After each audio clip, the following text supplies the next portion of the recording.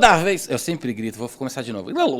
Toda vez eu pergunto se minha voz tá vazando, que eu quero fazer alguma scratchzinha. É sempre não a resposta. Faz uma sacanagem comigo na próxima. Deixa rodando enquanto a vinheta, só pra minha voz vazar. E não me avisa. Pra gente poder fazer algo em cima disso. Mas como estamos enrolando e não começando o nosso podcast Cuca Fresca, mais um episódio querido. E eu espero que você aí do outro lado esteja gostando dos nossos conteúdos. Hoje, conteúdo super interessante que trata exatamente disso aí que você está assistindo, de vídeo, o audiovisual está bombando. A gente costumava dizer que o vídeo ia valer mais do que muita coisa no futuro e tal. Gente, já é meio que passado, a gente já está vivendo isso há um bom tempo. Então a gente trouxe gente bacana aqui para conversar sobre esse tema, sobre como é que está o conteúdo de vídeo hoje, largado dentro do mundo do marketing, do mundo da publicidade, do mundo do telejornalismo, do mundo que hoje se passa nas telinhas e nas telonas. Mas sem mais delongas, vamos apresentar os queridos que compõem a nossa mesa hoje. Boa tarde, gente. Tudo bem? Sejam bem-vindos aqui ao Cuca Fresca. Vamos começar por aqui, Gabriel. Gabriel, quem é o Gabriel aqui, ó, pra gente começar essa conversa? Boa tarde, pessoal. Primeiramente, nos sentimos muito lisonjeados por poder estar participando aqui do podcast de vocês. Legal.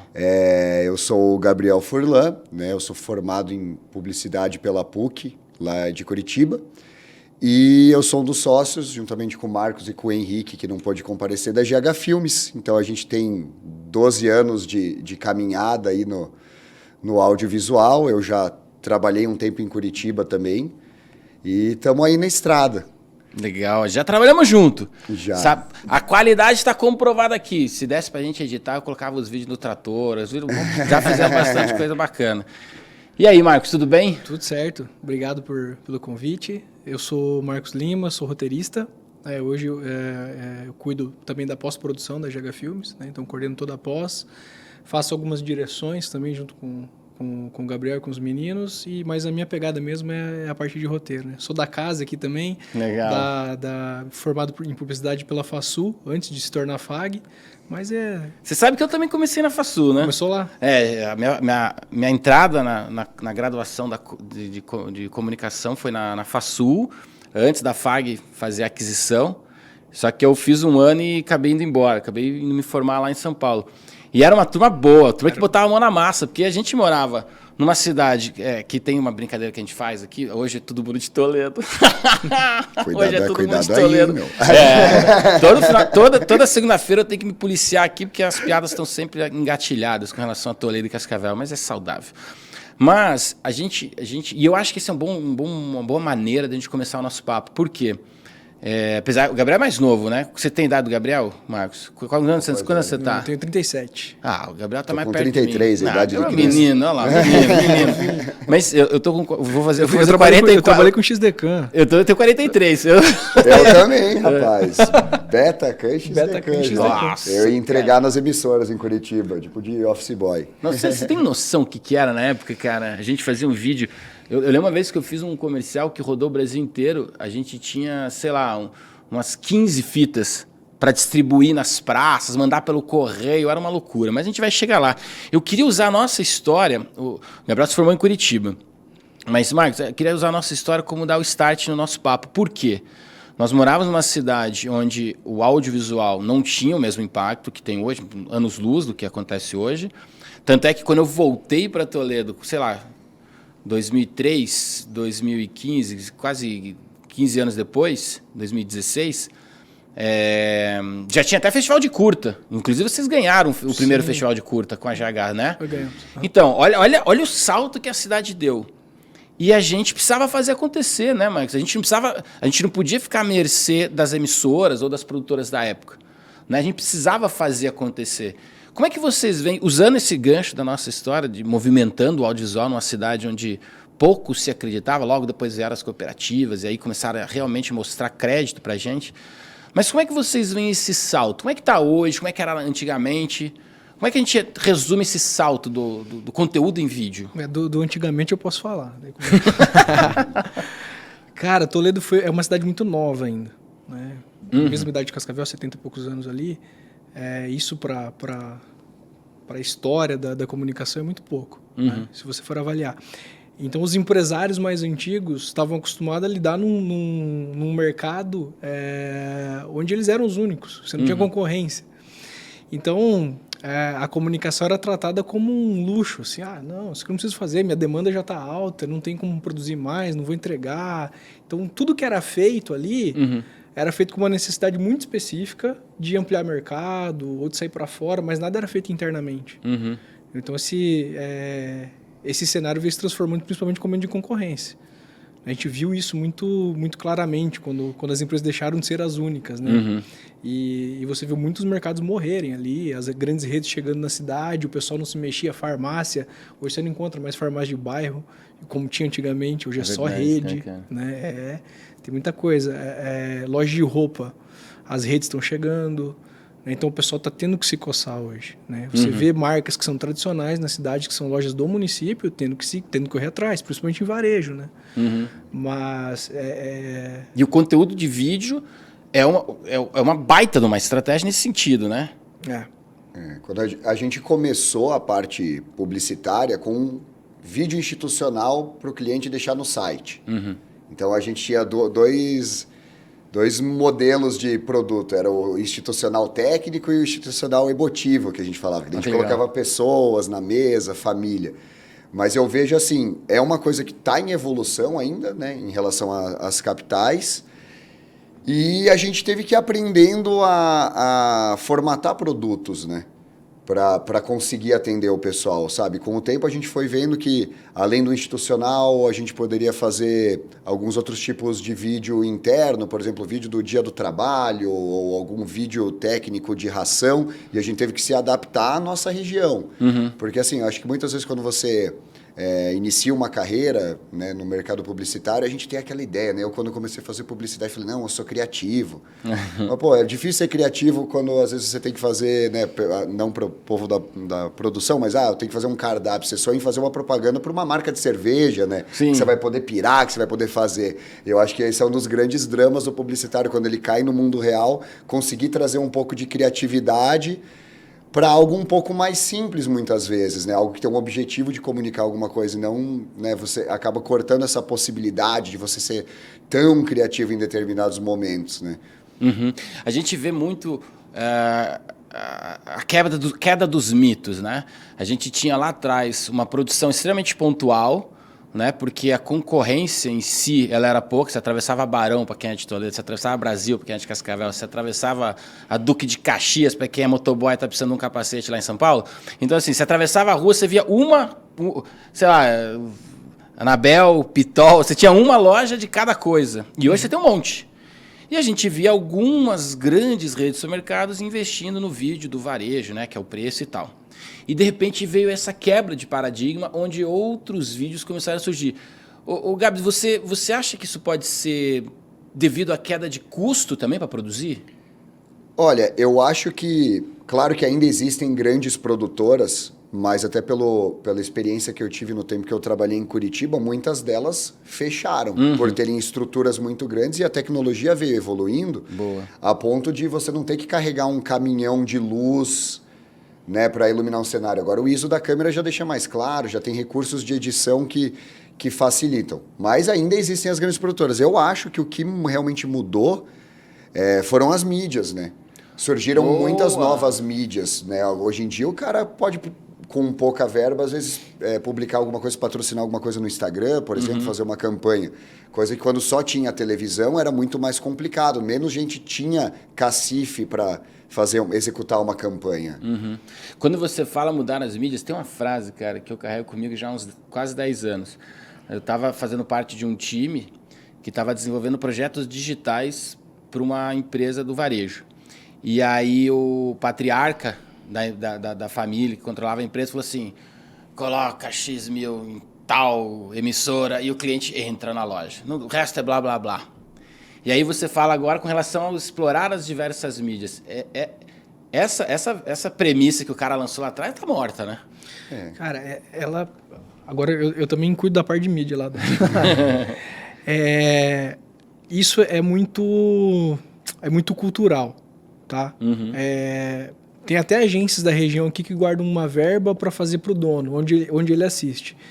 mas as pessoas precisam entender a realidade, que a realidade do público geralmente não é a realidade delas. A gente trabalhando com campanha política, você vê muito isso. Tem toda uma gama de pessoas que ainda está na TV. Pode não fazer parte da nossa realidade, mas a TV ainda funciona muito bem. Então, o que eu vejo hoje é uma guerra exacerbada, assim, meio sem justificativa de, se eu fizer aqui, eu não farei lá. Entendeu? Quando a coisa deveria ser o contrário. Você escalona, você precisa... Obviamente, você vai diminuir o investimento, você não vai investir mais tudo naquela única, né? Você precisa pulverizar, você precisa fazer um pouquinho de tudo, né? Ainda mais se você não tem o seu público muito bem definido. Isso é um problema que a gente encontra muito. Você vai fazer um comercial, qualquer trabalho com qualquer empresa. Não quero fazer TV. Não, por quê? Não, porque meu público não está lá. Não, beleza. Então descreve para mim, qual que é o seu público? Não, meu público é todo mundo. Cara, como assim? Uma vez eu fiz um briefing assim, a cliente falou assim, não, meu público é quem quiser comprar meu CD. Aí eu falei, nossa vida, amiga, como é que nós vamos ativar uma campanha para quem quer comprar teu CD? Então você tem esse fluxo, sabe? Hoje você vê as campanhas que mais dão certo, né? Respeitando todas as mídias. Respeitando. Você não exclui. Entendeu? Não, isso aqui eu só vou virar em redes sociais. Não, você vai fazer uma ação específica para rede social, só que você vai manter a TV. Cara, a TV ainda tem um resultado estrondoso. A gente ainda tem uma média nacional de 3 a 4 horas de TV por dia assistidas por pessoas comuns. Entendeu? E grande parte do mercado está ali. Está no público C&D. Para grandes empresas que têm essa verba, né? Porque TV é uma mídia bem mais cara, até mesmo uma TV local aqui na nossa região. Justamente, acho, para separar, né, os grandes negócios dos pequenos, né? Você não vê a borracharia do seu Zé do lado da Chevrolet num comercial. Então, ao mesmo tempo que você paga mais, mas você está posicionando a sua marca de uma forma mais bacana. Mas é o que o Marcos falou, complementando, né? Antigamente, muitos clientes que hoje fazem vídeos e não colocam na TV, eles fazem em net, já funciona um pouco, mas é bem o que o Marcos falou, tem muita gente que veio essa hype da tecnologia, da plataforma, porque daí o cliente vê certinho quantas pessoas clicaram, coisa que a aferição da TV ela é meio difícil de entender, o Ibope, como que você sabe que o cara se a TV estava ligada ou se ele estava olhando mesmo, sabe? Mas é isso, tem que, se tiver a possibilidade, o ideal é complementar. Como tudo na vida, o segredo é equilíbrio, né? Não adianta você superestimar uma, subestimar a outra. O grande consenso é você entender o meio e a mensagem, é você entender aquilo lá, a teoria básica de comunicação, né? O emissor, o receptor... Cai na prova, hein? Desculpa, Marcos. Se você estiver me assistindo, meu aluno, quarta-feira vai ter prova e McLuhan cai na prova, hein? Vai cair. Só para deixar claro aqui. Então você tem que ter isso muito claro para você saber exatamente, né? Às vezes a gente fala, teve um pouco cara, né? Às vezes aquele investimento em TV vai te trazer um ROI, um retorno sobre o investimento muito mais alto, porque você precisa dar uma pincelada, você precisa chegar no mercado de alguma forma. Então, o grande esquema é planejamento, né? Hoje, como o Gabriel falou, o seu Zé da borracharia tem a oportunidade de fazer um vídeo e tem a oportunidade de chegar no público dele, que 10, 15 anos ele dependia da TV, hoje ele não depende mais. Né? A gente ainda tem números que mostram a importância de cada coisa, o formato que deve ser, como a gente deve veicular cada coisa, cada tipo de mensagem, mas basicamente é isso, né? Você tem que ter equilíbrio. Legal. Tem um negócio que vocês estão falando, fazendo essa correlação de custos, né? Eu acho legal a gente deixar claro aqui, logo que eu cheguei de volta, né, quando eu voltei de São Paulo aqui para o Paraná, eu lembro que alguém me procurou, um empresário me procurou e falou assim, Minguinho, estou precisando fazer um vídeo assim assado, e para a internet é mais barato, né, cara? Então vamos fazer um vídeo mais barato. Aí eu falei, cara, produzir o vídeo é produzir igual, seja para passar no teu telefone ou na rede nacional, até rimou. Agora, a veiculação é onde tem o mais barato, né? Não é a produção é a produção igual. A gente pode até diminuir o budget em algum momento e tal, mas como é que vocês veem isso? Quando o cliente chega falando, para a internet não é mais barato? Isso acontece frequentemente, mas é exatamente o que você falou. A produção é a mesma, o meu trabalho como produtor é o mesmo. O que a gente pode fazer, às vezes, é direcionar uma ideia um pouco mais simples, pensando numa campanha mais enxuta, né? Geralmente, quem trabalha na área vem com aquela correlação do custo da produção com o custo da mídia. Você não pode gastar mais que 10% do valor que você vai veicular em cima de produção. Aqui é um pouco diferente. Né? Aqui a gente tem que pensar que a gente não tem uma volatilidade de mercado tão rápido que demanda você fazer um material hoje, amanhã ter outro, amanhã ter outro. Você consegue fazer um material e usar por mais tempo. Então, você pode agregar mais valor em cima dessa produção. Né? Você pode continuar. Cara, tem muito dessas variáveis em cima disso, né? Então, o quanto vai valer a pena eu investir? A RPC fez um estudo aqui no Paraná, foi muito interessante, em 2019, acho que foi 18 ou 19. Foi sensacional. Eles fizeram com o Ibope e tal, em todas as praças que eles tinham, eles tiveram uma amostra, né?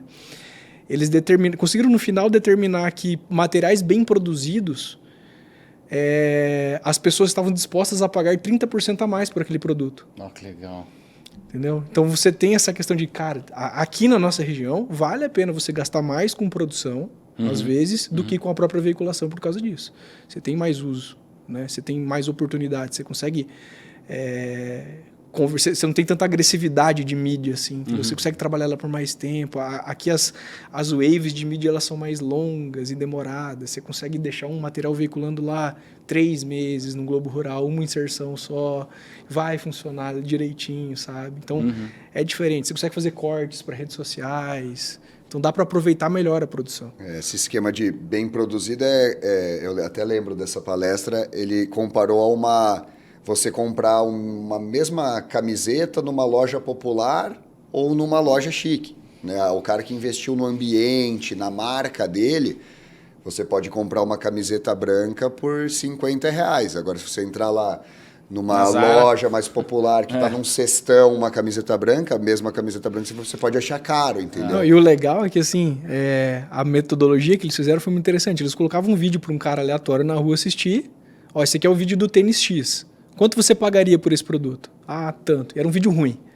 Outra pessoa vinha, quanto você pagaria por esse tênis? E era um vídeo bom, bem produzido. X. Entendeu? Deu 30% de margem de diferença. Olha lá, cara. Então era legal. Você entraria nessa loja? Sim. Você indicaria essa loja? Sim. A outra? Não sei. Não dá confiança. Isso é um negócio bacana que o empresário, o profissional que tem acompanhado a gente, precisava ter conhecimento. Porque a gente, quando vai falar da nossa empresa, expor o nosso negócio, falar quanto custa, onde eu estou, como chega aqui, formas de pagamento, minhas vantagens, e a forma como eu escolho apresentar isso, né? No interior a gente tem muito disso, do sobrinho cuidar da comunicação da empresa, às vezes. O sobrinho do Córeo. Exatamente, o sobrinho do Córeo, é o piada do Córeo. E aí você vê uma pesquisa como essa, a pessoa, o que ela faz? Vou colocar o chapéu em mim. Pô, eu faria o mesmo. Não, pera, quando eu fui comprar aquele relógio, aquele óculos, aquele tênis, quando eu fui no Duty Free, quando eu fui no Paraguai, quando eu fui em Curitiba, a experiência do usuário me atinge. Pô, por que quando eu sou eu gerando a experiência do usuário, eu vou pensar diferente? Acho bem bacana reverberar esse aprendizado, porque o empresário precisa sentir na experiência do usuário, dele ter tido experiência em algum lugar, quando ele vai oferecer a experiência do usuário para o cliente dele. E o vídeo faz toda a diferença. E como é que vocês equilibram isso no sentido de o que é a tecnologia, que teoricamente barateou? Antigamente a gente pagava num corpo de câmera 12, 15 mil dólares. Hoje em dia a gente está conseguindo pagar 7, 6 mil dólares. Inclusive, esqueci de falar na abertura do programa, mas hoje começou a 100ª edição da NAB, né, da National American Broadcast, que é a maior feira de televisão do mundo. E é a edição número 100 anos de NAB. Putz, é um marco na história da produção audiovisual. E eu tive a oportunidade de cobrir 3 NABs na minha vida, lá em Las Vegas, e ver muita coisa acontecendo. Drone, a primeira vez que eu vi um Phantom voar foi lá. A GoPro, quando foi para público, barateou $300 uma câmera, mas enfim. O arco que eu quero perguntar para vocês é, com relação ao equilíbrio entre tecnologia, que vai barateando e gerando, que nem você falou hoje, na câmera eu deixo aquele sangan gigante, aquele ponto de luz monstro e controlo na câmera. Qual é o equilíbrio que vocês acreditam entre tecnologia, avanço da tecnologia, e a habilidade, o old school, o conhecimento artístico, a mão do operador, o time? Que, né, que é o que às vezes diferencia entre um prestador de serviço e outro, uma produtora e outra, uma agência e outra. Como é que vocês equilibram isso daí? Uma tendência, Minguini, que a gente vem observando até de mercado, o que acontece? Hoje em dia, para quem não sabe regular bem uma câmera, ele está muito mais bem servido com um celular. E as pessoas estão produzindo conteúdo, né? É uma tendência que a gente vê, a gente atende bastante cooperativas, né? Esse pessoal do agro. A gente já está começando a ver bastante gente contratando filmmaker interno. Porque é um pouco caro, né? Às vezes, quando o cara tem um fluxo constante, ele põe na ponta do lápis lá, se ele arrumar um cara que sabe fazer mais ou menos ali, consiga passar a mensagem para eles, acaba saindo mais em conta. Mas eu vejo que agora vai ser a era das pessoas mais especializadas. Quando a pessoa começa a fazer, o cara que começa a filmar no celular, por um lado a gente perde um pouco de espaço. Por outro, essa pessoa começa a ver que não é tão fácil. Né? Então, quando ela quer fazer um negócio legal mesmo, tem que ter gente mais especializada que vá atrás de uma produção, modelos, make, né? Que às vezes não é do ramo da pessoa, ela faz os vídeos, mas é uma trabalheira, né? Quem tem os contatos vai conseguir fazer muito melhor. Então, eu acho que até agora, inteligência artificial entrando na jogada. Essa foi, inclusive, a palestra de abertura do NAB Show desse ano. O pessoal da Canon deu uma palestra, meu Deus, assustadora para muita gente, porque a gente via esse fluxo, né? O vídeo, quando a gente começou, ele era um item de luxo dentro da produção. Né? O cara fazia uma produção a cada 5 anos, institucional. Era isso, o mercado era esse. Depois, a gente começou, principalmente por causa do advindo das redes sociais, um crescimento muito espontâneo disso. Então, os vídeos passaram a ser itens do dia a dia. Né? Então, você tem que contar a sua história dia a dia. Hoje, você precisa estar lá e gravar o que você é, quem você é, se tornar referência. Dentro de uma empresa, não basta só produzir um material bem produzido. Então, você tem que fazer tudo isso daí em conjunto. E esse patamar ele vai avançando até que a gente chega agora na inteligência artificial. Né? Isso, para as produtoras, coloca um desafio. Porque o que acontece? Hoje em dia, como que o Gabriel colocou, é mais barato, talvez, para o cara, para esses vídeos do dia a dia, ele ter... Não é mais barato, é necessário ele ter alguém dentro do dia a dia fazendo, nem que seja com o celular, né? Fazendo aquele material médio, básico, diariamente lá. Só que a inteligência artificial está trabalhando justamente para ajudar esse cara. Né? Hoje já tem softwares que editam, já tem softwares que escrevem, já tem locução automática... Né? E vai quebrar um galho, vai indo. Só que eu acredito que como... Até eles falaram isso, né? Se você tem uma produtora pensando em absorver esse material do dia a dia, esquece. Filho, vende seu equipamento básico, compra equipamento de cinema, você tem que fazer o que os caras não conseguem. Entendeu? Então esse é o próximo passo para todo mundo que tem produtora. Eu faço uma curva com o texto, né? A gente só tem 1 hora, mas eu queria falar de roteiro, de produção, de tudo aqui, né? Mas assim, eu faço uma curva com produção do texto. Não adianta, na minha opinião, não adianta nada o cara, o cliente, no caso uma cooperativa, uma empresa grande, achar que vai substituir a produtora com a chegada da inteligência artificial, porque a inteligência artificial ela só vai tirar na minha opinião, claro, o fordismo da frente. Então, vou dar um exemplo. Estou aqui na frente do Adobe Premiere, ou, sei lá, do Final Cut da vida, e falo, pô, cara, eu acho que eu precisava fazer um color correction nesse canto aqui. Ó. Pô, joga mais uma lá. Eu vou conversando com a ferramenta vai respondendo. O contratante, ele não vai ter essa pessoa dentro da empresa dele que conversa com a máquina e sai o vídeo. Então, essa é a minha grande aposta. Eu acho que a gente vai tirar o fordismo, eu tiro a linha de produção, aquela galera que fica fazendo corte seco, atrás de corte seco. Cara, isso daí você consegue, através de um prompt, a máquina te devolve. Agora, o olhar do artista em saber o que pedir para a máquina, o que faz a diferença, cara, isso eu acho que vai demorar muito para a máquina ainda substituir. Ainda mais para o cliente dispensar uma produtora. Porque na produtora ele pode não ter mais a necessidade de fordismo. Pessoas editando, gravando. Não. Mas ele vai precisar de alguém que olhe para o negócio dele, entenda o negócio dele e saiba fazer o prompt correto. A gente está evoluindo para uma cadeia de menos vídeos, só que vídeos com mais qualidade. Né? Porque esse pessoal agora vai ser inundado de materiais médios e baixos. Aí a hora que ele assiste um material que é um diferencial, que vem uma Nike da vida, faz um puta de um comercial de Natal, Coca-Cola, com aquelas campanhas maravilhosas deles. O cara fala, não, pô, meu material é básico, eu quero aquilo. Eu quero aquilo. É aí que a gente entra. Então, tá migrando para isso, sabe? A gente já teve essas voltas, né? Mas já. Pra gente que é mais velho, você sai de um Max sei lá, mais aqui, um SDK para um HD, sei lá o quê. Aí você vem para um... Você já teve as curvas de evolução, a entrada das DSLRs, aí você tem os softwares, saem os hardwares, Pablo, Media Composer, saem os hardwares entre os softwares. Então você vem num espiral de evolução, né? Eu acho que o cliente, ele até pensa que agora vai ficar mais barato. Mas quanto mais evolui, o profissional lá também fica mais caro, né? E o clássico não muda, né? E é necessário o posicionamento de uma luz, como fazer uma fotografia bem feita. Isso é o mesmo desde 1920. Tarantino usa não filme muda. até hoje. Entendeu? Hoje, eu vou qual que é o sinônimo de cinema hoje? IMAX. Aí eu vou no IMAX. Cara, IMAX é filme. É filme. É um filme. Mas é meio assustador, assim, porque esse negócio da inteligência artificial vai comer um bom... Porque muita gente, na verdade, eu acho que em quase todos os mercados, a maioria dos profissionais é medíocre, né? Sim, sim. Então, e a gente que trabalha no interior também, aqui, tem esses trabalhos mais técnicos, a inteligência artificial, ela quebra um baita de um galho. Não, assim, ela é uma nota 7,5 ali. O Gabriel falou, se você for 7,5 para baixo, a inteligência vai te pegar. Não, te pega. Se você... Aquele filme do Tempos Modernos, do Chaplin, para mim faz muito sentido, sabe? Eu trabalho com texto, né? Trabalho com comunicação, dentre aqui na estante tem texto, beleza. Eu tenho duas escolhas, montar um time e eu receber as demandas e atribuir ao time, ou fazer uma conta no ChatGPT, entrar e falar, puta, eu preciso disso, e o ChatGPT trabalha como se fosse um time. Fordismo, né? Mas a gente também vê numa outra ponta o olhar do artista, o conhecimento do conteúdo como um todo. E aí, saindo um pouco da parte técnica de produção, onde a gente fala bastante da tecnologia, eu queria trazer o momento polêmico no nosso podcast.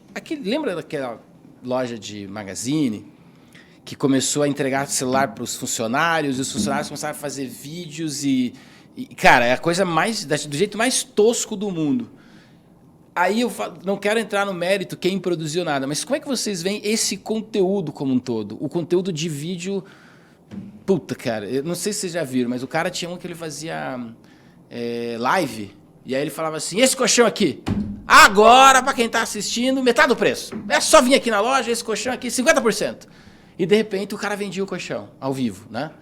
Ou os funcionários que faziam o vídeo, esse ventilador, liga ele. Aí um funcionário segurava o outro e fingia que o ventilador era tão forte que estava voando. Cara, estilo Dolly. Será que é a criatividade ou é a mediocridade vencendo a... Como é que vocês veem isso? Eu acredito que isso tem muito a ver com o público. Vamos se colocar aqui. A gente trabalha com vídeo, mas vamos falar esse tipo de conteúdo. Você acha que... Sim. Por algum motivo daria você certo viu. Na Escandinávia, sei lá. Por algum motivo você acabou chegando em você. Mim, Então isso daí é muito curioso. Bom, a gente vê no Brasil, tanto... né, o estilo de música, o estilo de humor, os artistas que vêm viralizando. A quantidade de porcaria que dá certo. Nem sempre a qualidade. Às vezes o cara monta um podcast com um cenário bonito, faz uma pauta bacana, estuda e não vira. E daí vem um Caneta Azul. Daí vem, sabe, o case da Dolly é muito curioso, porque quando eles tentaram fazer um comercial bem produzido, o público reclamou. Então, às vezes... se é uma loja um pouco mais popular, que o pessoal tem um senso de humor mais pastelão, assim, acaba funcionando, né? E o que o Gabriel falou é interessante, a evolução do público, né? Hoje a gente tem a nossa principal rede social, o TikTok. Não tem nada para ler lá. É vídeo. É vídeo puro, né? E isso talvez seja a maior força motriz para o mercado audiovisual. Não estou falando com relação a onde ou que ou a mídia. Mas, tá provado, não tem o que ler, tá provado que o conteúdo audiovisual tá talvez no topo ou um pouquinho abaixo da cadeia de importância. E isso aí é uma briga no mercado, porque assim, não adianta você querer, como empresário, contratar uma empresa, terceirizar esse serviço, desse tipo de videozinho do dia a dia, entendeu?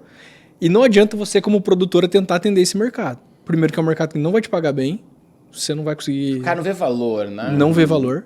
Eu acho difícil o cara ver valor nos funcionários dele brincando. E o empresário, cara, não tô nem aí, velho.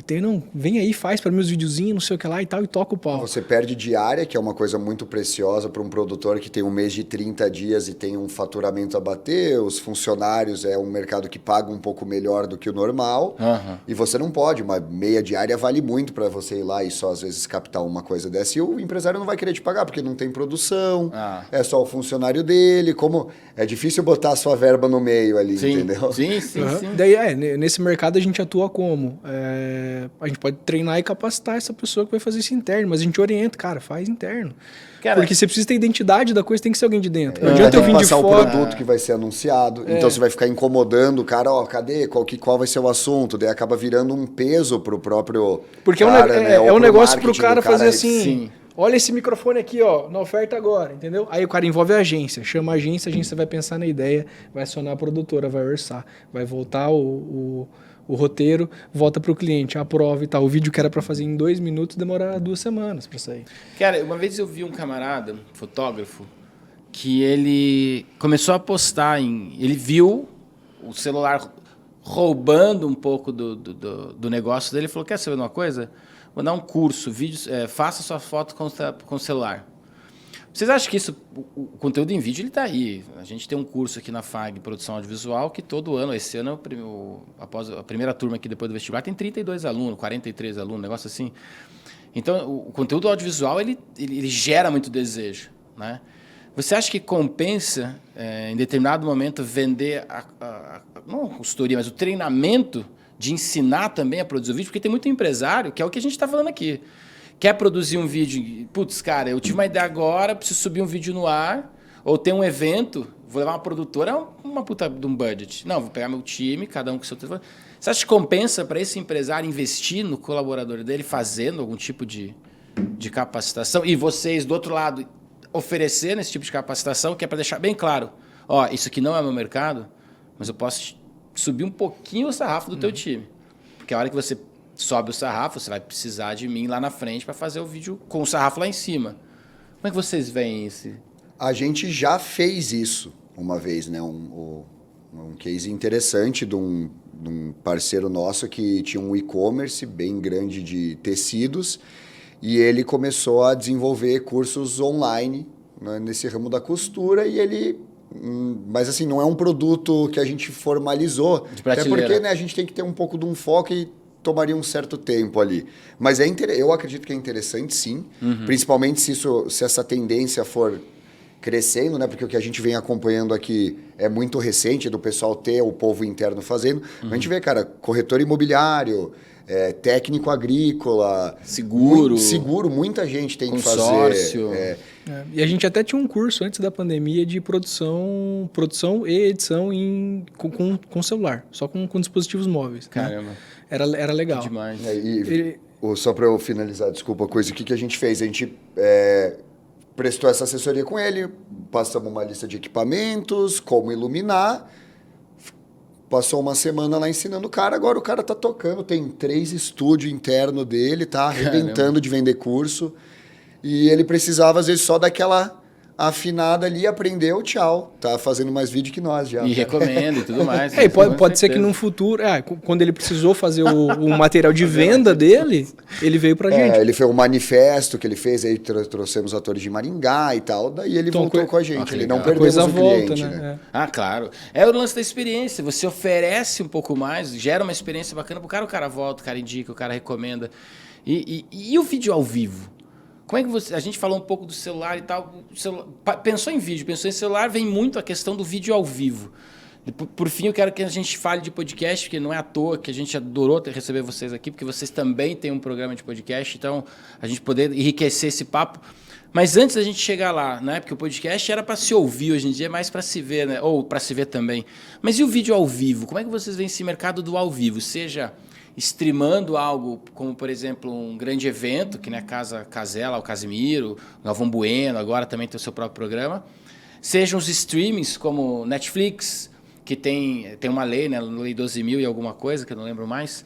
Eu lembro quando lançaram essa lei em 2012, se não me engano.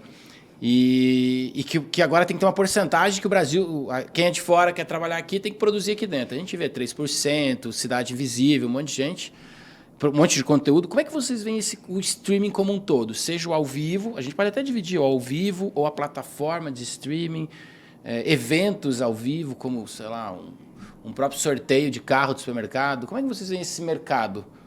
Crescente, não é crescente, estagnou? Isso foi algo que nos salvou durante o período da pandemia, inclusive, né?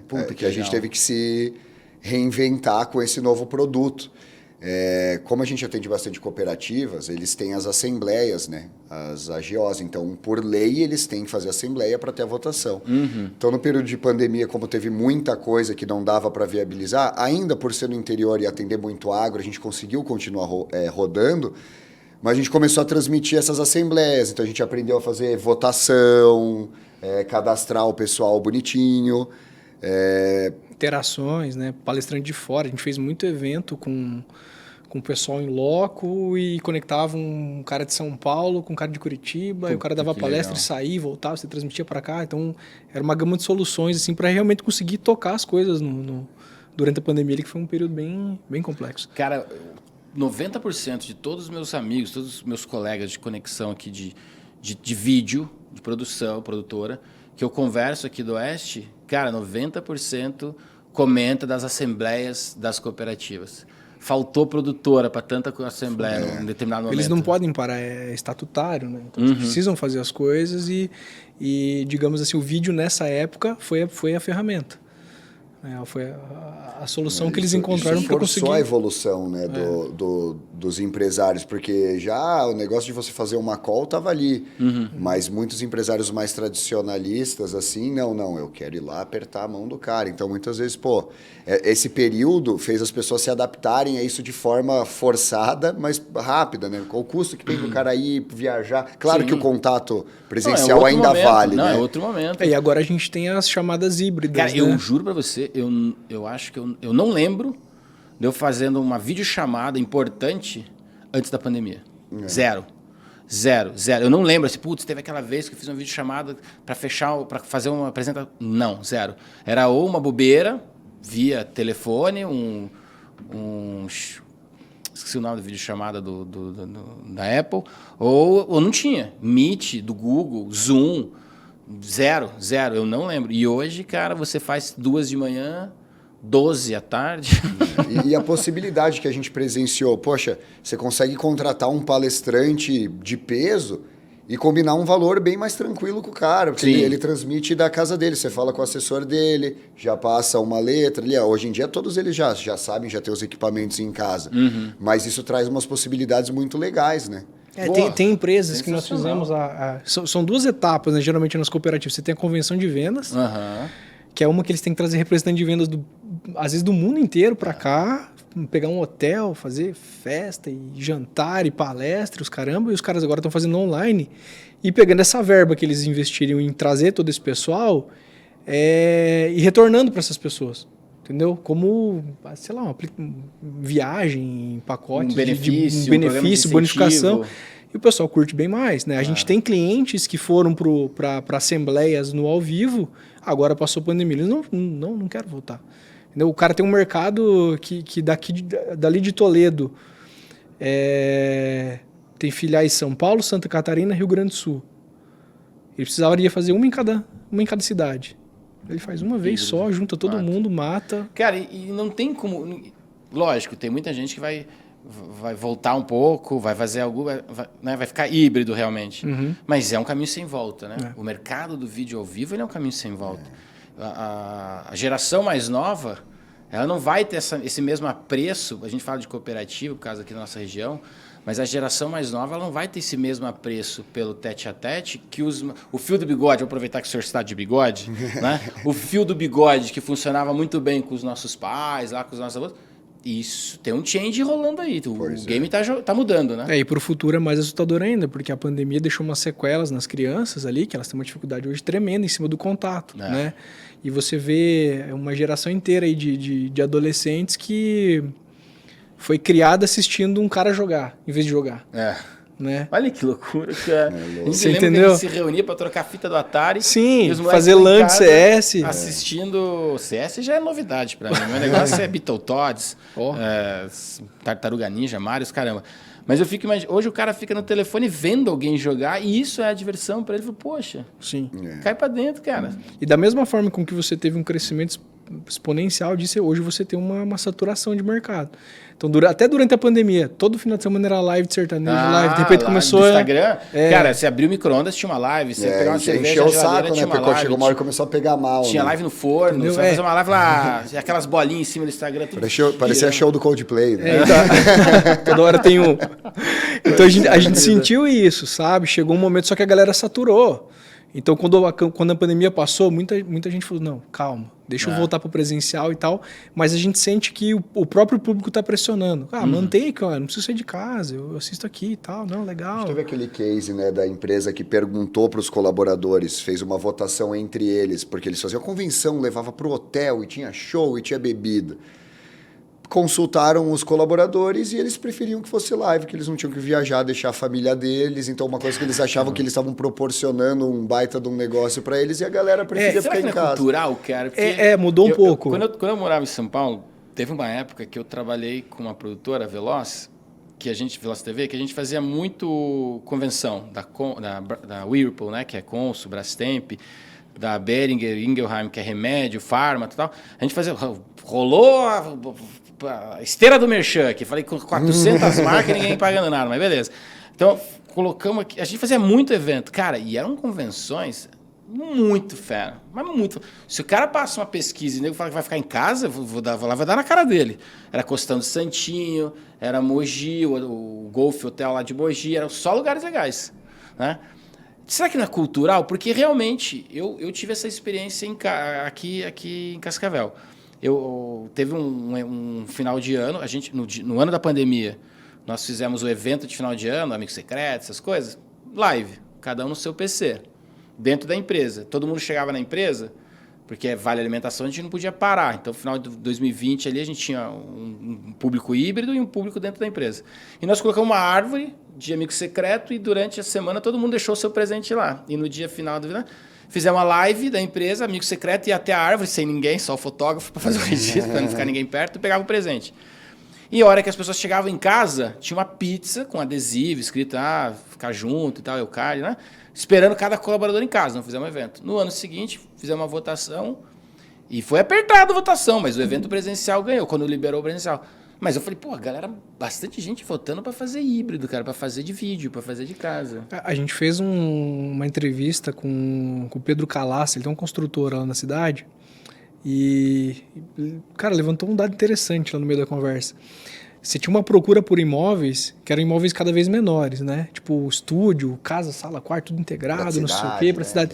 Veio a pandemia, inverteu. As pessoas hoje estão procurando casas maiores, com quintal, com espaço, com escritório, com edícula, com garagem para 2 carros. Então, houve essa tendência. Então, se você pensa, mudou a cultura das pessoas em cima de bens duráveis. O cara vai comprar uma casa hoje, vai pagar 30 anos. Entendeu? Muita gente pegou a preço. Muitas empresas gostaram do modelo. A gente tem contatos de marketing que não trabalham mais presencialmente.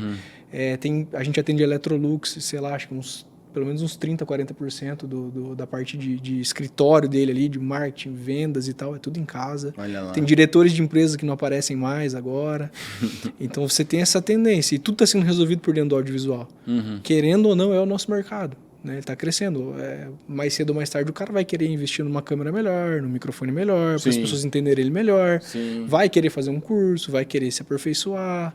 Né? E tudo acaba voltando. É uma tendência geral, né? A gente percebe que, por exemplo, o jovem ele nem sai mais tanto para balada, por exemplo, quanto antigamente. Eu não sei se depois saíram os aplicativos de namoro. Eu não posso te responder sobre balada, sobre aplicativo de namoro. Senhor Gabriel, o senhor me desculpa, mas né, pai de família, já não, esse tema eu não posso contribuir. Deixa ainda, abaixo. Né? Mas é uma tendência geral, né? É uma tendência É geral. Eu acho que as pessoas estão cada vez mais para esse tipo. Agora também entrando o VR, né, que a gente vem até a gente trouxe para te mostrar VR? depois lá, o óculos VR. Ah, tá, não. A gente está fazendo tour virtual no 360. Esse aqui é o podcast do time da Eucard, aí você falou VR, deu até uma tremedeira, que o povo ali começou a sair correndo, mas não, Põe um pip. Realidade virtual, gente, realidade virtual. É isso aí. Poxa vida. Mas isso é mais uma imersão. Eu vejo que cada vez mais é uma experiência imersiva. A gente começou na escrita, daí passou para foto com a escrita, daí depois o Insta era foto com uma frase, né? Lembra, tipo, Orkut? Sim. Você escrevia depoimento e tal. Sim. E a gente está indo cada vez mais para uma coisa imersiva para o vídeo. Agora é o cara falando. Então agora tem o óculos também. Então o que a gente está fazendo? A gente filma a empresa em 360 com a câmera 360. Filme, não é aquelas fotos assim que o pessoal vídeo com acostumado. locução e tal. O clipe, A gente fez lá na... Tipo o clipe Farol da Ivete Sangalo no YouTube. Você que tá em casa, quer entender o que a galera tá dizendo? É isso Digita aí. Ivete Sangalo, Farol 360. Você vai abrir o YouTube com o mouse, você vai empurrar pro lado, o clipe tá rolando. De vez em quando ela vem na câmera. Você vira para onde você quiser. Se você coloca o teu telefone num óculos, você faz assim e você é como se você estivesse no clipe. Então, isso para feira, por exemplo, é uma coisa incrível. A gente fez por uma indústria automobilística aqui da cidade, pra gente não ficar fazendo propaganda, que faz ônibus. A linha de produção dos caras é animal. Solda 5 caras num chassi ao mesmo tempo, então o cara pode levar numa feira, ele faz a pessoa dar uma imersão. volta na indústria dele. A pessoa olha para onde quiser, se é mais técnico, se é o cara que, às vezes, é um banco para ele conseguir crédito. Já fizemos para várias cooperativas também que tem unidades remotas, por exemplo. O cara chega lá e ele vê uma unidade no Mato Grosso e você consegue dar uma pincelada. E é uma imersão muito legal. Não, eu confesso pra você, meu irmão ele é um viciado nesses troços, né? Tecnologia de vídeo.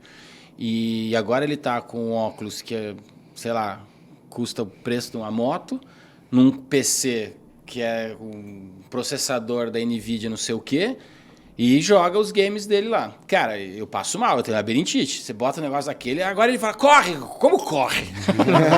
Isso aqui é uma montanha, não tem como correr para banana, você não vai cair. Eu falei, como eu não vou cair? É impressionante a capacidade imersiva. E aí, eu queria engatar isso na minha próxima pergunta. Dando uma de mandinar aqui do audiovisual, o que vocês acham que vai ser? O que vocês acham que pode vir, que está vindo, que uma hora ou outra pimba? Vou dar um exemplo. Já teve um jogo da NBA, todo transmitido, sem operador de câmera. Tudo com câmera robótica, igual essa aqui, e com a inteligência artificial preparada para acompanhar a bola, gerar um replay. Você sabe que pegar um cara de EVS, você tem 6 EVS num campeonato, cada um cuidando de um replay diferente. A inteligência artificial já gerando os replays e tal. Então a gente tem todas as câmeras que um jogo da NBA exige, sem operador de câmera, só com switch master e tal. E aí eu faço um outro lance para uma coisa que eu comentei na última NAB que eu fui, quando eu vi a primeira vez a câmera 360, que eu falei, cara, se isso aqui tivesse no banco de um estádio e eu na minha casa pagasse um ingresso mais barato, onde eu digito um login e senha e entro e estou no estádio. Eu e todo mundo que pagou está sentado um no colo do outro ali naquela cadeira. Do lado, no estádio mesmo, tem um cara. E eu tô vendo a câmera. Tipo quando passa o carro do Google, todo mundo fica... É isso. Tá aqui a câmera. Loucura, futurismo, o que vocês acham? A gente já ficou tirando essa onda lá, imaginando essas possibilidades. Imagina, por exemplo, você, sei lá, vai para Tailândia, você paga lá online, você pode controlar um drone, por exemplo, por uma praia, que ele te transmite ao vivo e você tem, né, ele tem uma barreira de GPS que ele não vai bater em lugar nenhum e você pode fazer isso, ou vai para Paris e tem um carrinho que você vai poder rodar em algum lugar. Eu acredito que isso vai acontecer. Eu acho que tudo que a gente imaginou que seria teletransporte físico, a gente vai conseguir teletransportar a nossa mente. É meio Matrix, assim, né? Então é um pouco assustador, porque não seria tão absurdo chegar num ponto de você ficar dentro de uma cápsula e vivendo só com o seu cérebro em algum lugar. Num lugar assim. E eu acredito que está caminhando um pouco para esse lado. A gente está com algumas notícias novas do metaverso aí, que parece que o pessoal está tirando o pé um pouco. O Marcos estava contando isso esses dias. O Facebook resolveu deixar o metaverso de stand-by e investir agora em inteligência em AI, né? Então, esse ambiente que a gente estava tratando de as reuniões vão ser aqui, os terrenos vão ser comprados aqui, vai esperar um pouco. Né? Então, eu acho que tudo é muito cíclico e que sempre volta ao patamar do estágio inicial da coisa, porque o audiovisual, desde o começo dos tempos, ele está associado com uma questão psicológica do ser humano. O ser humano adora ver coisa em movimento, com som, chama atenção, desde criança. Se você der um celular para um bebê, ele vai parar, ele vai ficar encantado. Né? Então isso é muito característico. Então você vê evoluções, você vê efeito especial e tal, vai, de repente os caras lançam um filme como Parasita lá, que é a comédia trágica na essência. E encanta muita gente. Então eu acho que a coisa vai evoluindo, mas ela não perde o toque. Então pode surgir isso, né? Cara, eu vou poder trabalhar na cápsula, eu vou poder trabalhar no metaverso, mas quando eu precisar fechar um negócio sério, entendeu? Eu vou querer estar do teu lado, olhando olho no olho, conhecendo o outro ser humano. Então, eu acho que são ferramentas de apoio. Né? Eu não acredito numa substituição geral da coisa. Eu gosto quando você fala sobre a mente humana, né? Sobre a cultura, sobre a evolução, sobre o gosto, o não gosto. Eu tenho um treco na internet que chama Terra 2, Earth 2, que é justamente a Terra renderizada. Os caras, acho que são os italianos, renderizaram a terra e começaram a vender terreno. Eu comprei $10. Eu comprei cada terreno $10 na época. Eu comprei onde começa a ponte Foz do Iguaçu, Paraguai, e na Serra do Rio do Rastro, onde é o Mirante. Porque o resto, todos os lugares turísticos do Brasil já estavam vendidos para gringos. Porque a ferramenta não tinha chegado no Brasil ainda. Beleza. Aí, cara, eu conversando com o meu amigo italiano, que estava me dando essa dica e tal, ele falou, cara, isso daqui é porque essa ferramenta provavelmente vai ser vendida por alguém que investe em metaverso e o caramba, e as pessoas vão poder fazer esse tour lá no teu terreno, e aí você vai ter um tipo de monetização em cima disso. Eu falei, tá bom, deixa comprado aí, não sei o que é isso. Mas isso, na época, me deixou muito assustado, porque eu até estava tendo uma conversa com o Jaime, Jaime, estamos com saudade de você, volta, Jaime, vem aqui participar de novo. Mas o Jaime falou um negócio muito louco. Ele falou assim, cara, você já pegou o teu celular, abriu o Instagram e viu lá em atividade o tempo que você passa para você ver se é muito, se é pouco e tal? Então você imagina que tem gente que fica horas ali. Você vai ver lá tempo médio, 1 hora, 2 horas, 3 horas por dia. E é 2D ou 1D, sei lá, tá aqui, ó. O Instagram tá ali, né? Agora você imagina você estar lá. E tô lá no lugar. As pessoas não vão sair, mas lá não vai sair lá de dentro. Teve um case desse na produtora, né? É viciante. O nosso cinegrafista, o outro Gabriel, a gente tem lá 3 óculos, a gente aluga, usa para apresentar o serviço, e ele pegou um final de semana para dar uma fuçada, o bichinho voltou com a cara roxa, marcada, segunda-feira. Ele falou, cara, perigoso isso aqui, porque você fica, depois que você tá ali uns 5 minutinhos, cara, você realmente esquece do mundo real. Você tá ali, seu cérebro assimila o negócio e é bem imersivo. E jogo, né, cara? Hoje em dia, você tira a cabeça da parede aqui, você olha e volta. Você consegue carregar uma arma, colocar um pente, boxe. É como já tinha, né, os de movimento do Wii, mas você fica muito ali, né? Esse equipamento do meu irmão, eu joguei um jogo online que você está lá, eu tô na conta dele, e entra um cara de qualquer lugar do mundo, né?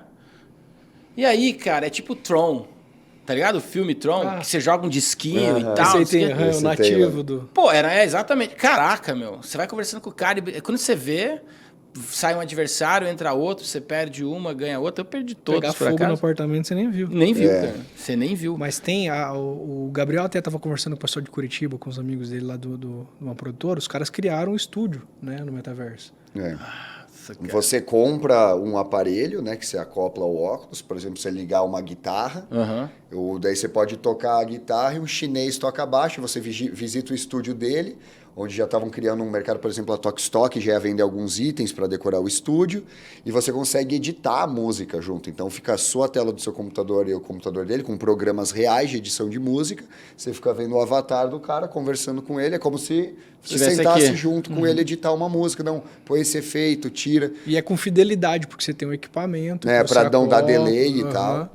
Caraca, meu. Então é aquela coisa, né? A realidade, ela te oportuniza muitas coisas, né? Te afasta de algumas, mas ela traz novidades, assim, fantásticas. Então, eu não tenho oportunidade de viajar, de conhecer o mundo. Pode ser uma opção, né? É barato. Ou dar uma passeada antes de ir, né? Para já conhecer, ver a distância real das coisas.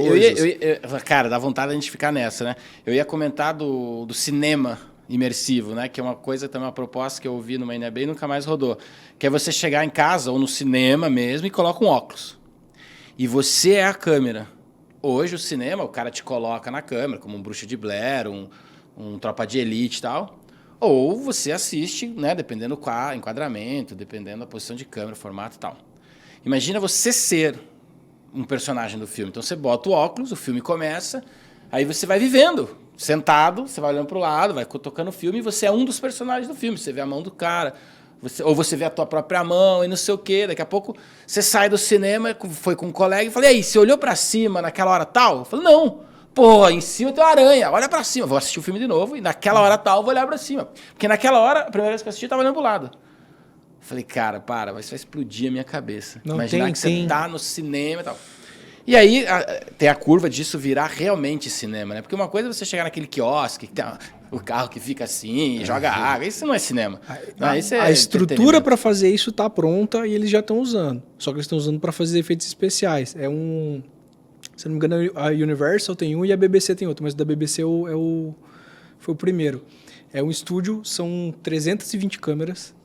Ele é quase 360, né? Ele pega só... Ele corta o chão ali, no caso. E todas as câmeras filmam simultaneamente e ele gera como se fosse um Ralph, assim, da ação que foi gravada. Então o cara consegue rodar e movimentar para todos os lugares a câmera, como se fosse a posição da câmera dentro daquela imagem. Só que não é uma imagem 3D. São muitas imagens reais, todas elas compiladas. Então o diretor, depois da cena, ele consegue compilar, fazer speed ramp, movimentos de câmera mais rápido. Dirigir um filme que a câmera pode mostrar. Eu tô tentando lembrar qual foi o filme. É isso que eu tava pensando aqui, né? Imagina se você é né? Porque a produção sempre tem todo o backstage ali, câmera e tripé e maquiador e tudo. Imagina, ia ser um desafio, ia ter que mudar a forma de se produzir, né? Bird, que é um filme que é um pseudo plano sequência, né? Porque eles têm corte, não dá pra fazer um filme inteiro. Ou 1917, se eu não me engano, também é um plano sequência. A câmera tá acompanhando você, daqui a pouco ela tá acompanhando ele. Já tem que ter um baita cuidado, porque é um plano sequência. Você imagina um plano sequência onde o personagem, o espectador consegue olhar para trás. Né? A infraestrutura tem que ficar toda embaixo do cara. E vai ter que ser um robozinho que vai conseguir subir escada, descer escada. Provavelmente vai ter que ser Gollum, gravado de dia. Né? O cara tipo Gollum. Com um capacete. E ele é um personagem. Tipo, eu olho pra você. Eu converso com você. Você só não devolve a fala, mas eu falo com você. Seguinte, vem perto porque o monstro vai chegar. Vem comigo. Iluminação, captação de áudio. Tem diversas coisas que teriam que ser reinventadas para trabalhar dessa forma. Né? Essa conversa vai longe. Né? Cara, a gente tá entrando aqui no nosso período final. Vamos falar de podcast, cara. Me conta um pouco o projeto de vocês. Fala um pouco como é que é a ideia de vocês, como é que vocês entraram nessa nuance do podcast, como é que vocês veem isso como ferramenta de mídia? Isso é vendível ou é mais que nem a gente, que é só para fazer um away, conhecer gente bacana? Como é que é o podcast para vocês? Então, o GHCast, ele surgiu, né, todo início de ano a gente senta e vê quais vão ser as novidades, né, que a gente vai começar a mexer. Então, a ideia do nosso podcast, a princípio, não é nem tanto viralizar ou se tornar um programa, né? Claro, até que deu uma aceitação, né, para os primeiros, a gente convidou um pessoal de relevância da região, mas a nossa ideia ali é um pouco de prospectar, né? Às vezes trazer alguns clientes de interesse e também dar uma moral para os nossos clientes, entregar os cortes para ele.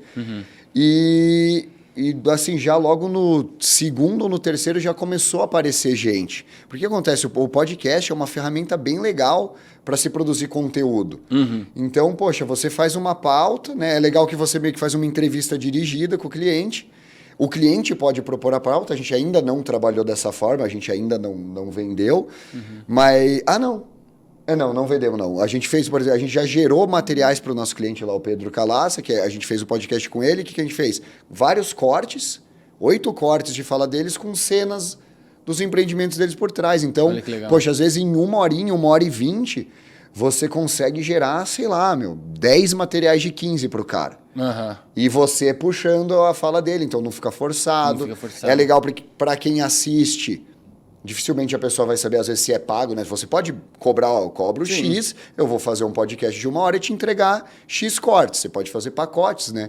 Então foi algo que no primeiro momento a gente nem tinha imaginado que poderia se tornar um produto, mas a gente está vendo um potencial agora. Não, e é bacana você ver, né? Retomo de novo, é cíclico. A gente resgatou o rádio. Sim. Né? Foi colocado Nós câmera. somos as cantoras do rádio, viemos só pra...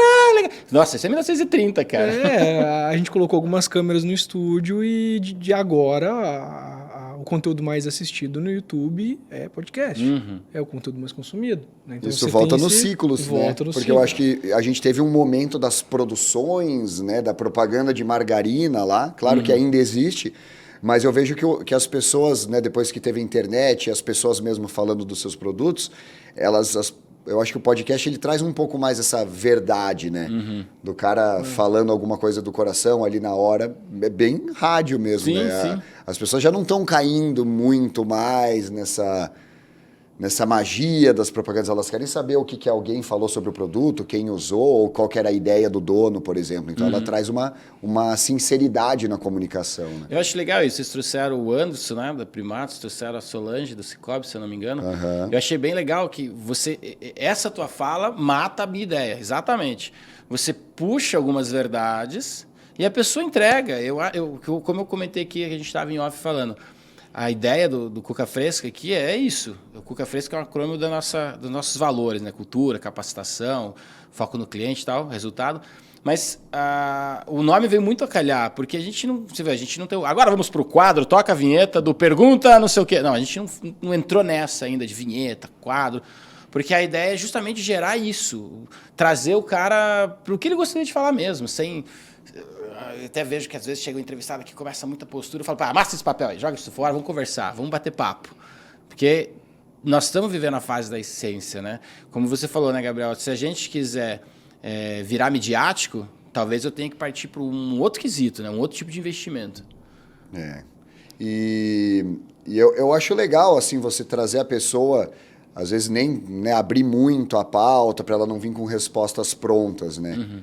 Eu acho interessante, eu também acho que o modelo do podcast é diferente. A gente tem os radialistas e tal, mas ele já tem uma pegada, né? Como você falou, é o bloco, então agora estamos aqui com o Marcos Lima. Marcos nos fala sobre as tendências do agro. Ele é o garoto que veio lá de Toledo, começa, né? Por aí. E você tem o podcast, eu vejo muita oportunidade do merchan em sua essência, né? O merchan nasceu com a proibição da propaganda do cigarro, né? O cigarro ele era usado para melhorar o diálogo nas falas do cinema. Então você tinha...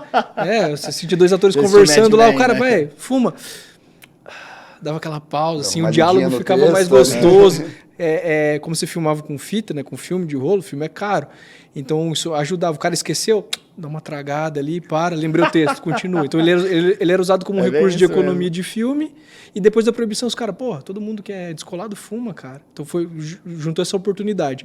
Então hoje em dia não, né? Há muito tempo as pessoas têm essa curiosidade de saber o que a referência delas faz, o que ela consome, entendeu? Então você coloca um cara de relevância para uma área, para atuar, que nem para nossa área lá, coloca um Philip Bloom, falar no podcast.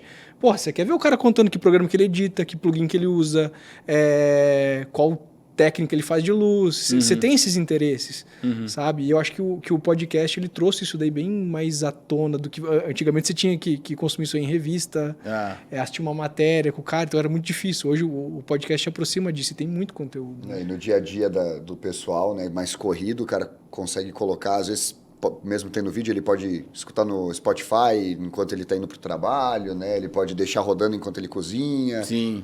Então, cara, eu acho que a mídia para ser escutada, estudando a ideia da modelagem de conteúdo para novela, que é um vídeo para ser escutado. A novela é um conteúdo para ser assistido de costas, né? Tem uma fala muito boa sobre isso.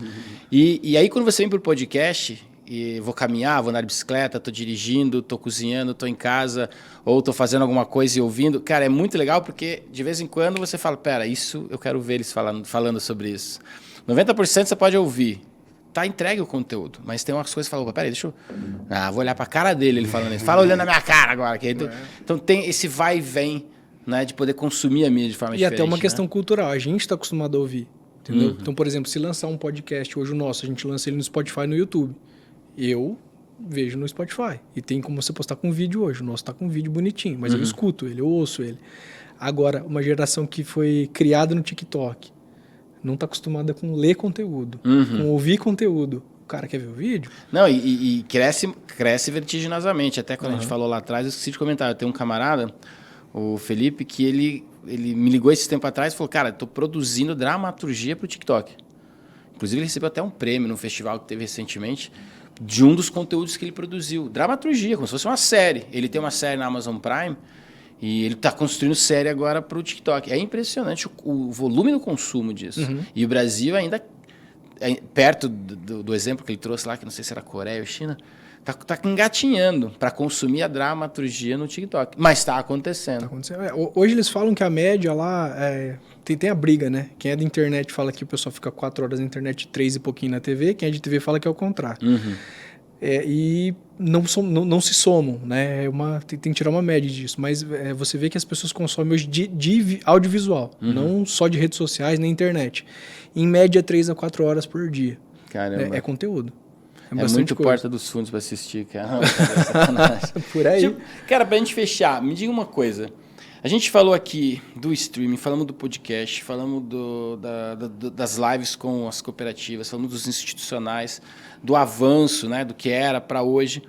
Como é que vocês veem o mercado de trabalho hoje? Porque tem um negócio que eu esqueci de citar e eu preciso elogiar aqui vocês e todas as outras produtoras de Cascavel e Toledo, que são as regiões onde eu atuo, que eu conheço mais, que é a evolução do casamento pro que a gente tem hoje, que é institucional, dramaturgia, vídeo de negócio, vídeo para marketing digital, cortes de podcast, streaming.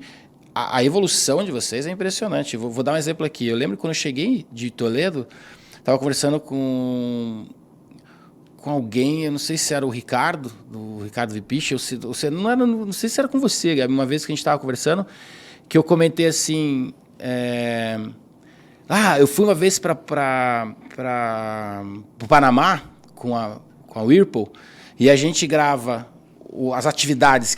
Quem bate meta vai para lá no país, fica uma semana cheio de atividade, caça ao tesouro, festa à noite e tal, palestra, tem todo um trabalho de uma semana e volta para o Brasil. E a produtora ia registrar e eu fazia os textos, que o editor ficava editando durante o dia, eu escrevia à noite, eu fazia o povo fala com o microfone e tal, e ainda operava umas GoPros. E no final da viagem, a gente passava o vídeo da viagem. E a galera ficava louca, falava, caraca, como é que horas vocês fizeram isso e tal? E eu cheguei aqui cantando de galo, falando, nossa, lá a gente entregava o vídeo no final de semana. E aí eu não lembro quem que eu estava conversando, que falou assim, a gente faz o same-day edit. No dia. A gente entrega à noite o vídeo do casamento, começou de manhã. Eu falei, caraca, eu não acredito. E com qualidade de cinema. Esse que é o detalhe. Com emoção, com sentimento, com detalhe, com capacidade técnica, com capacidade subjetiva, né, que é onde entra o emocional, a linguagem do artista capturando. Então fica aqui o registro. Então eu só precisava registrar isso, que eu acho o trabalho de vocês sensacional, de todas as produtoras que a gente boas, né, que a gente encontra por aqui.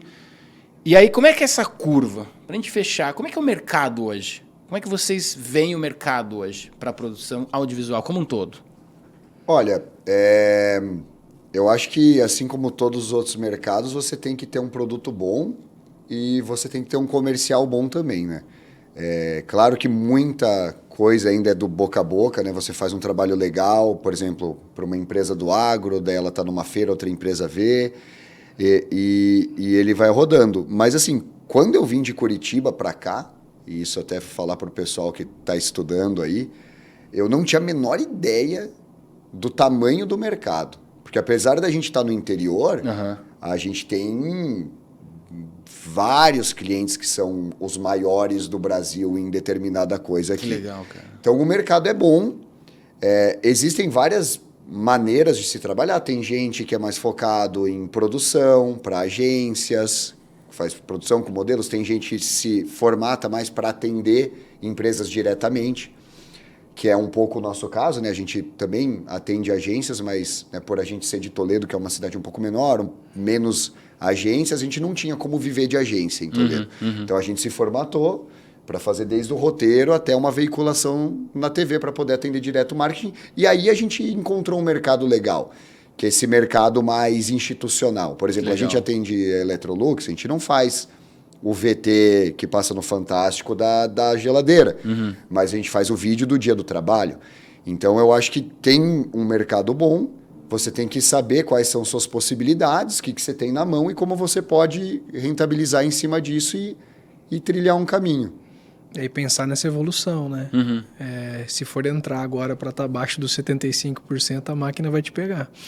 Então, o mercado hoje ele vai rolar uma grande filtragem no mercado nos próximos anos.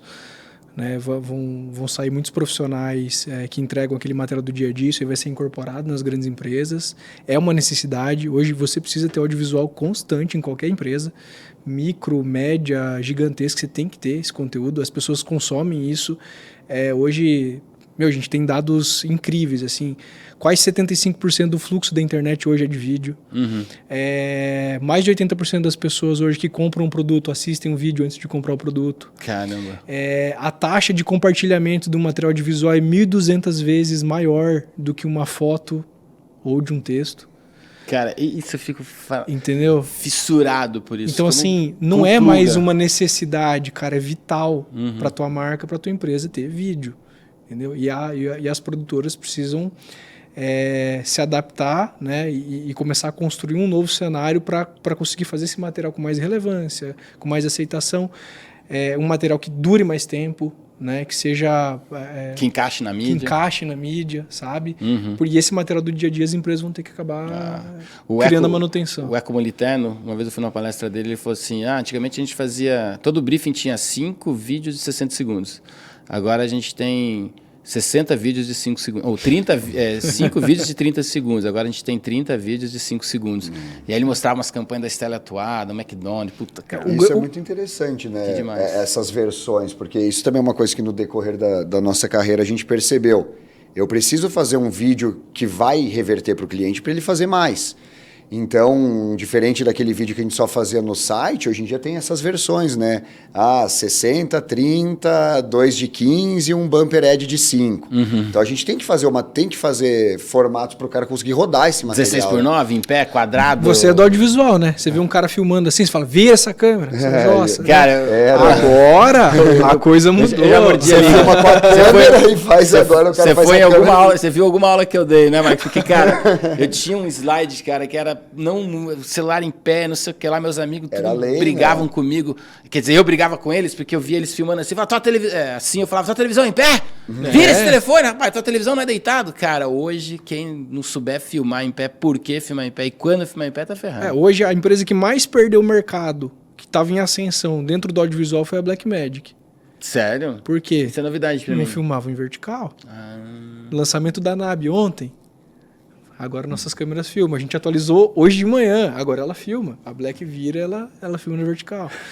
Então, legal. O mercado é esse, cara. Tem que se coçar. E outro detalhe é que tanto o material do dia a dia quanto as grandes produções tem que ter um consenso. Você precisa fazer uma produção boa que vai arrebanhar. E os teus materiais do dia a dia precisam ter essa mesma mensagem. Sim, sabe? Você faz uma puta campanha, joga, e o material do dia a dia que você vai criar tem que ir atendendo aquilo lá. Acho que esse é o grande segredo do sucesso agora para os próximos anos. Aí. Sabe que a última vez que eu fui na NAB, eu vi um lançamento da Blackmagic Pocket. Era uma câmera do tamanho de um telefone, assim, com lente cambiável para Ingenieux francês. O cara tinha uma lente desse tamanho, de, sei lá, $60 mil, e uma câmera de $990, desse tamanhozinho. Enfim, que beleza. Puta, cara, fazia tempo que eu queria bater um papo sobre vídeo, porque é bom. É bom, eu preciso manter atualizado também. Faz muito tempo que o audiovisual está na minha vida e a gente precisa de tempos em tempos bater esse papo com quem a gente gosta. Então é isso, cara, gente. Preciso dizer obrigado, valeu. Os caras vieram de Toledo aqui em Cascavel para gravar com a gente, em dia de chuva. Tem mais a que agradecer. E quer deixar uma mensagem? Quer um recado final? Agora, eu queria agradecer mesmo. Na um. Corta para um. Corta para um. Olha lá. Queria agradecer o convite, né? A gente se sentiu muito honrado, né, Marcos, de poder vir aqui trocar essa ideia. Normalmente a gente está do outro lado, então é até meio estranho às vezes vir aqui estar nas perguntas. Foi uma experiência legal. E é isso aí. Que massa, comprem vídeos, Isso aí, invistam. Invistam em vídeos que dá retorno. Não adianta você ter todo um negócio bom com profissionais bons e não ver valor nisso e às vezes expor sua marca de uma forma que não condiz com a sua qualidade, né? Então eu acho que isso é a minha mensagem final. Legal, porra. É isso Comportadinho, né? O Gabriel ficou comportadinho. Eu vou cobrar ser comportado assim no teu podcast. Gente, então é isso. Obrigado. Aqui foi mais um Cuca Fresca. Espero que você tenha gostado, assim como eu gostei. Puta papo legal, gente bacana. A gente volta segunda que vem com outro episódio, provavelmente da série sobre o Programa de Alimentação do Trabalhador, ou sobre marketing, sobre empreendedorismo, sobre como o suor, a origem do suor do empresário brasileiro, por onde vai, por onde vem, por onde acontece. Esse monte de coisa que eu gosto de falar aqui e que te ajuda no dia a dia do seu negócio, beleza? Então, obrigado pela sua audiência aqui. Curte, compartilha. Eu não sei onde você está vendo ou assistindo, deve ter um ícone aqui para fazer alguma coisa, mas multiplica. Multiplica que a gente agradece, beleza? Valeu, gente. Obrigado. Valeu, galera. Até mais. Fui. Tchau.